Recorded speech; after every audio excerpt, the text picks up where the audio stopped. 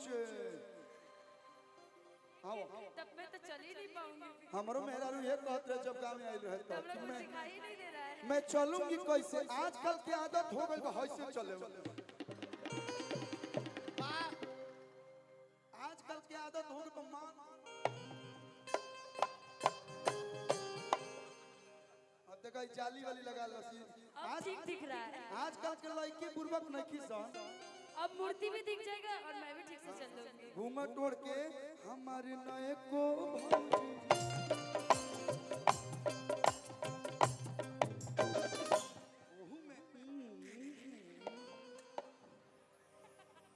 क्यों ऐसा चल रही हो? ऐसा चलो कि तुम्हें डिस्टर्ब हो जाता हूँ। बता दो ना कि हमारे नए को भौजी अच्छा सही में ही हमारे से आज गोर लगातार हो। आज वो क्या बोलते उसके ऊपर जो मारा जाता है बलसर ज्यादा मार के आई तो बोला कैसे मूर्ति देखे बोला कैसे मूर्ति देखे बोला कैसे मूर्ति रंग से बलि बालाजी महाराज की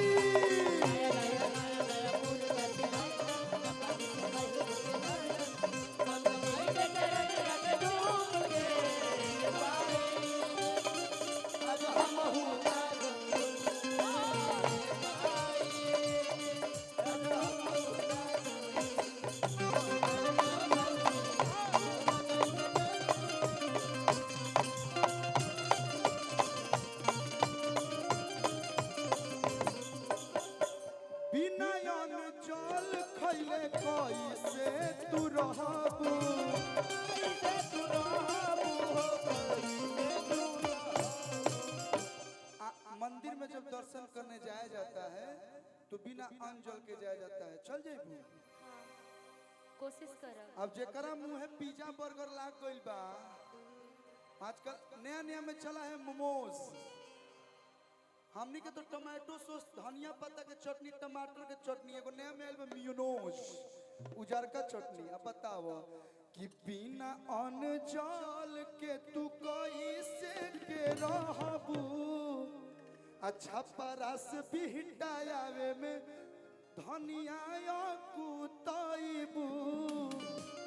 सुना मांगला तू महाराज से सुनला ध्यान से बालाजी महाराज से। अभी आप कुंवारी है ना शादी होती तो नहीं हुआ अभी? आपको नहीं पता सब पता चल रहा है। शादी आपकी हो जाएगी आप मांग लीजिए बालाजी महाराज से मांग लीजिए। अच्छा अगला साल मेरे से भी अच्छा लड़का मिलेगा। हे बालाजी अगला साल इनसे भी सुंदर मुझे पति दे देना। हाँ सुंदर मिलेगा लेकिन मेरे जैसा अच्छा वाला लड़का नहीं मिलेगा ना। सब मिलेगा सब मिलेगा। दियो बार के खोजबू तो बिहटा पटना का पूरा दुनिया में हमारा लेखा लड़का ना मिली। हमरो नहीं ना मिले। बालाजी महाराज से सुन ला ध्यान से मंगबू जे दूधू गोला नवा पैबू कि हमरो से निमन दुल्हा पैबू। ए हमारे बाप रे हाइट देखी जी हमारे लमको भौजी ए सुनार को भौजी अब बोल कैसे मूर्ति देखे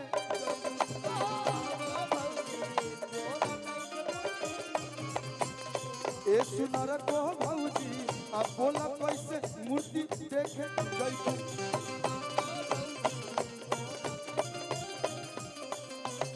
हमारे नए को भौजी बोल कैसे पीटा तू जैबू।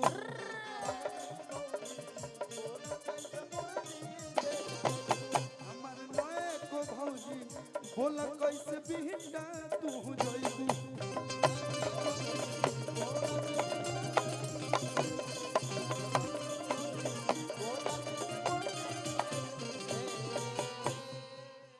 कि भूख जनी 9 दिन गड़बड़ा जइबू।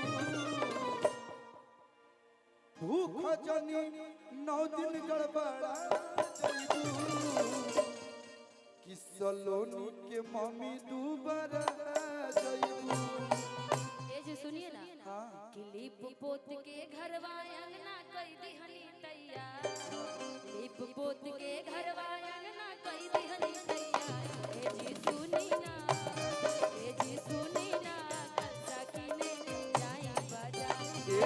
सुनी ना कल सकिने जाई बाजार ए जी सुनी ना कल सकिने जाई बाजार ए जी सुनी ना कल सकिने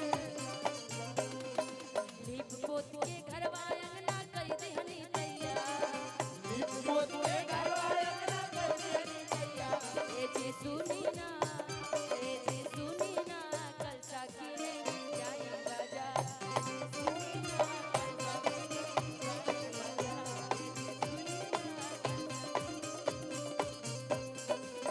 लेकिन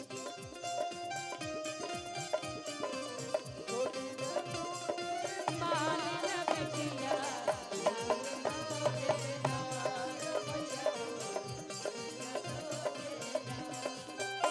रे मोटी जो में न बिटिया रे मोटी रंग से बोले बालाजी महाराज की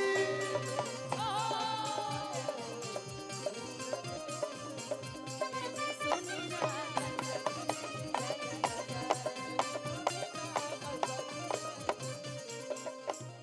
आज नवरात्र के दिन हटे पहिला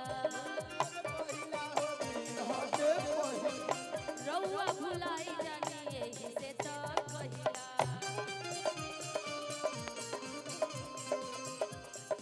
इतना भूल जाते हैं रउआ के का कहे कितना कुछ कहले रहलिए कि जब बाजारे जाई त कलसा के साथ साथ मैया खातिर चुनरी भी लेके आया लेकिन रउआ सब भूल के घरे आइल बने जी आज नवरात्र के दिन हटे पहिला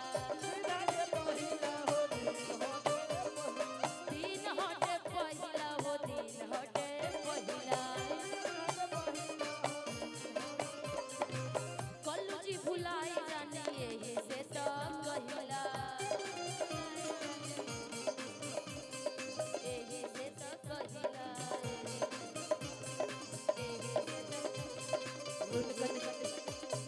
रुनकत झुनकत सातो बहनिया आई है घरे हमार रुनकत झुनकत सातो बहनिया आई है घरे हमार ए जी सुनी ना कल सकिने जाई बाजार जाई ना ए जी सुनी ना कल सकिने जाई बाजार